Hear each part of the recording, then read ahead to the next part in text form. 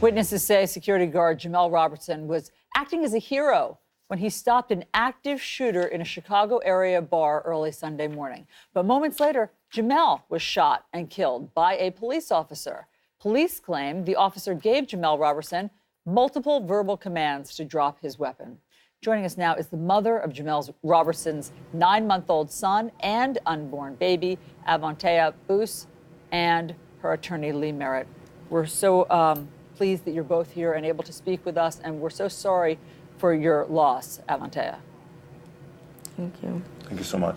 Mr. Merritt, here's what the police say. Here's what the Illinois State Police say. Upon his arrival, a Midlothian police officer encountered a subject in plain black clothing with no markings, readily identifying him as a security guard armed with a gun in the west parking lot. According to witness statements, the Midlothian officer gave the armed subject multiple verbal commands to drop the gun and get on the ground before ultimately discharging his weapon and striking the subject. So they're talking about Jamel Robertson there, obviously. What makes you think that he was clearly identified as a security guard?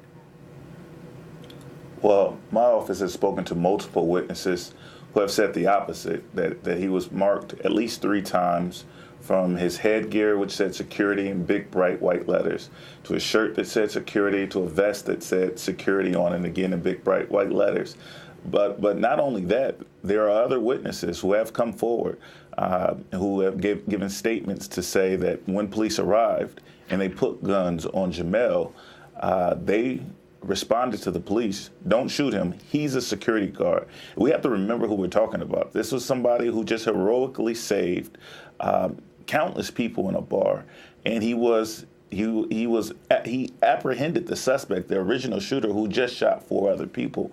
And so the idea that he should put his gun down, if that were even the facts, that he should put his gun down in front of the person who just committed a mass shooting, who attempted to kill several people, that in and of itself would be kind of ridiculous. There's so many heartbreaking things about this. I mean, not only that he was acting as a hero, but that he so quickly after that lost his life. So, Avantea, tell us how you learned that Jamel was killed. A family member told me about it. She called me and told me, did I hear what happened? And I said, what do you mean what happened? She was like, yeah, the police shot him. And I told her, are you playing? And she told me, no, she's not playing. And then I just broke down crying in the bathroom. And for a long time I was in the bathroom until somebody had to come in there and cover me. And I mean, I don't know, obviously your son Tristan is 9 months old, so he can't comprehend what happened, but have you seen a difference in him? Is he aware on any level of what's happened to his father? No. He just been calling his dad. And what Avantea and I have been discussing this is that at 9 months, this is her son's first Christmas coming up, and her and Jamel were looking forward to this Christmas. He actually was taking extra shifts as a security guard so that he could buy them gifts. They both share a birthday in early February. The baby's on February 6th. 7th. On 7th, and Jamel's on the 6th. On the 6th, and so he was looking forward to them spending these first milestones together. He was a great father, and so it's been a really tragic time, really difficult time for the family. Yeah, we can imagine. The Midlothian police chief has said this: we view this as the equivalent of a blue-on-blue friendly fire incident. How do you interpret that, Mr. Merritt? Yeah. No, they don't. If they did so, they would be doing this differently. They've already released information that they believe to be exculpatory in their preliminary report. And so if this was a case where they saw this as a friendly fire, or as if a police officer was shot, then we would see this being handled much differently. There would be more transparency.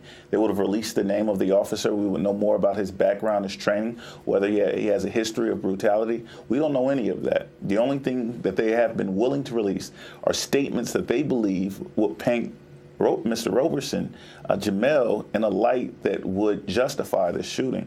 And they haven't given credence to those witnesses who have given statements in the other direction. And so we're seeing here what we often see in cases of police brutality is that the investigators, where the police are policing the police, and they're crafting an investigation in such a way as to find a way to justify the unjustifiable. And I don't know that we can truly appreciate that this guy should be being celebrated right now. Jamel should be being celebrated across the country. He prevented another mass shooting. He's the quintessential good guy with a gun that we say we need in situations like this. But he still had to face the reality of being a black man in America. And so, although he's a good guy with a gun who's done absolutely the right thing, and that was his job to do, when police arrived, they saw a threat, and they executed him. Avantia, there's so much that's tragic here. I mean, just as Mr. Merritt spelled out, we have a picture of Jamel and your son, and of course, you're pregnant right now with another baby. What will you tell your children about their dad? He's a good father. He's a hero. It's so much. He loved his son so much. He called him Juice because he loved to eat. But it's just harmful for me and my family and his family that he's gone.